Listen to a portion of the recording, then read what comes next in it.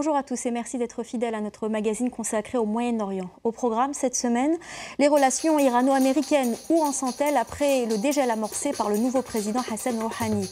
Nous irons également en Arabie Saoudite où les femmes se battent pour obtenir le droit de conduire.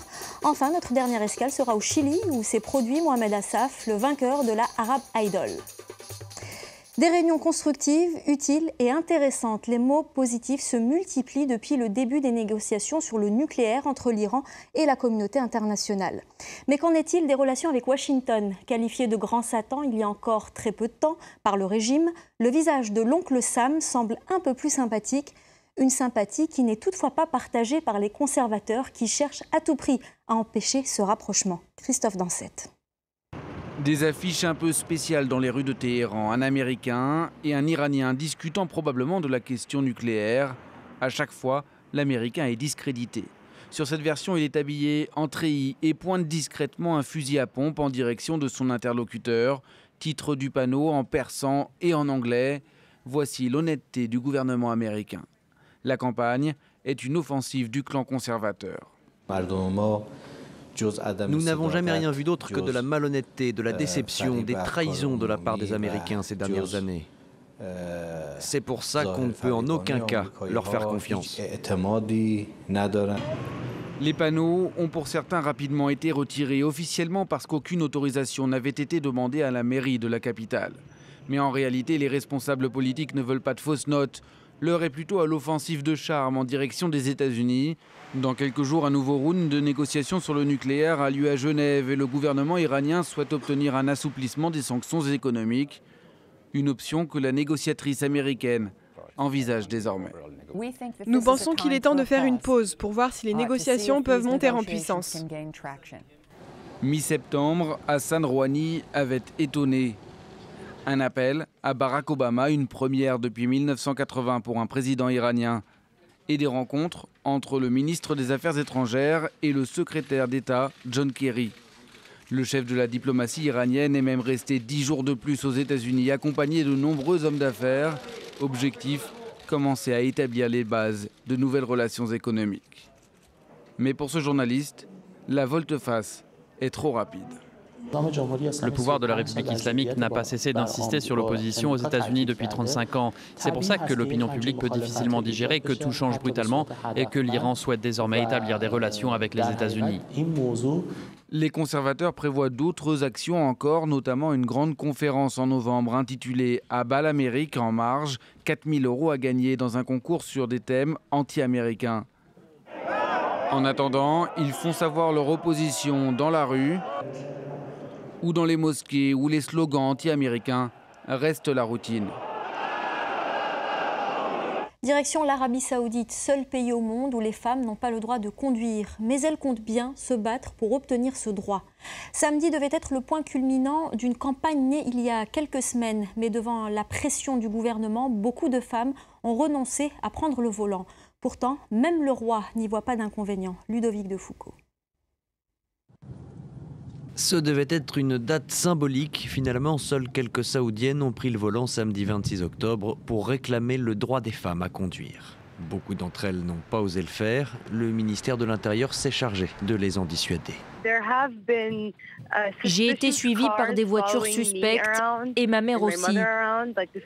Je sais que ce ne sont pas des voitures de police et il n'y a aucun logo qui montrerait que ce sont des voitures qui appartiennent à l'État. Donc je ne sais pas qui elles sont, mais elles m'ont suivie toute la journée.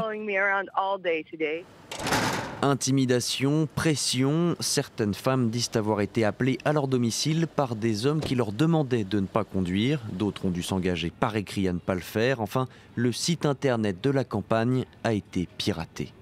Pourtant, tous les Saoudiens ne semblent pas contre l'idée de voir une femme derrière le volant. La religion n'interdit pas aux femmes de conduire et franchement, certaines femmes méritent de conduire. Je soutiens le fait que le gouvernement doive donner un permis aux femmes pour conduire.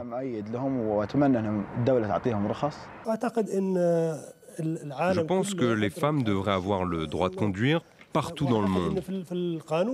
En Arabie Saoudite, il n'y a pas de loi définitive qui interdise aux femmes de le faire. Et le code de la route ne fait d'ailleurs pas de distinction entre hommes et femmes. Ce serait un progrès social.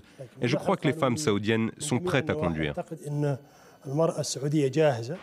Si les femmes réclament ce droit, c'est aussi pour faire l'économie d'un chauffeur. Beaucoup de Saoudiens apprennent d'ailleurs à leurs épouses, à leurs sœurs ou à leurs filles à conduire pour qu'elles puissent se déplacer toutes seules et se rendre par exemple sur leur lieu de travail.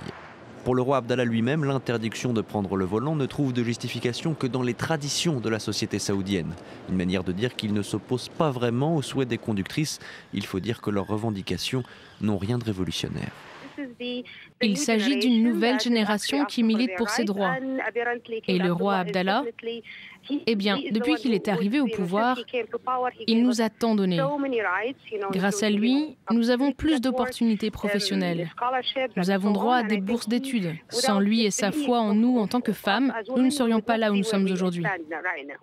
Selon certains observateurs, en donnant aux femmes le droit de conduire, la monarchie pourrait faire d'une pierre deux coups. D'abord, elle soignerait son image et surtout, elle ferait oublier les autres questions relatives aux droits de l'homme dans le royaume. D'après Amnesty International, la répression des opposants ne faiblit pas en Arabie Saoudite, au contraire, elle augmente depuis le printemps arabe. L'Asie et l'Europe reliées par un tunnel sous le Bosphore en Turquie. Après 9 ans d'attente, le Marmaraï, un tunnel de 14 km dont une portion immergée de 1400 mètres, a vu le jour. L'objectif de cette réalisation, fluidifier le trafic international sur un trajet effectué quotidiennement par plusieurs millions de stambouliotes. Autre réalisation impressionnante à Dubaï cette fois. L'Émirat vient d'ouvrir le premier terminal passager de son nouvel aéroport. Sa capacité doit passer de 5 millions de passagers actuellement à 160 millions dans 25 ans. El Maktoum International est appelé à devenir le plus grand aéroport au monde. Un pari qui devrait coûter plus de 30 milliards de dollars. Voici les premiers passagers à débarquer sur le tarmac de l'aéroport Al Maktoum. Le vol provient de Budapest. C'est une compagnie hongroise low cost qui a inauguré le terminal flambant neuf. Nous avons choisi cet aéroport parce qu'il est très bien situé et qu'il n'est pas non plus congestionné. On ne garde donc pas les équipages au sol trop longtemps, ce qui permet de faire tourner les avions plus vite. C'est très important pour nous qui avons adopté un modèle économique low cost. Inauguré en grande pompe par le souverain de Dubaï qui lui a donné son nom, l'aéroport veut devenir à terme le plus grand du monde. Avant cela, les défis à relever sont nombreux.